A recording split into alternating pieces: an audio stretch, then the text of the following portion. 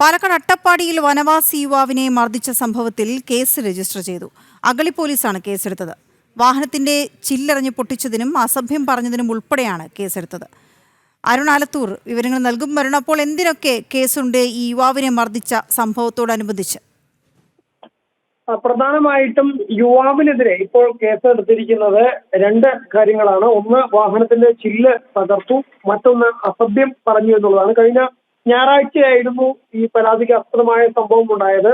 ഈ 19-കാരനായ ഷിജു എന്ന വനവാസി യുവാവ് ഈ അവിടെ വന്ന ഒരു വാഹനത്തിന്റെ മുന്നിലേക്ക് നഗ്നനായിട്ട് അവിടെ ചാടി വീഴുകയും മദ്യലഹരിയിലായിരുന്ന യുവാവ് ആ വാഹനത്തിന്റെ ചില്ല് തകർക്കുകയും ഒപ്പം തന്നെ അവരെ അസഭ്യം പറയുകയും ചെയ്തു എന്നുള്ളതാണ് ഈ പരാതിക്കാര് പറയുന്നത്. അതേസമയം തന്നെ ഈ വനവാസി വിഭാഗത്തിൽപ്പെട്ട യുവാവിനെ ഇവർ കെട്ടിയിട്ട് മർദ്ദിച്ചു എന്നുള്ളതാണ് അവർക്കെതിരെ നേരത്തെ പോലീസ് കേസ് എടുത്തത്.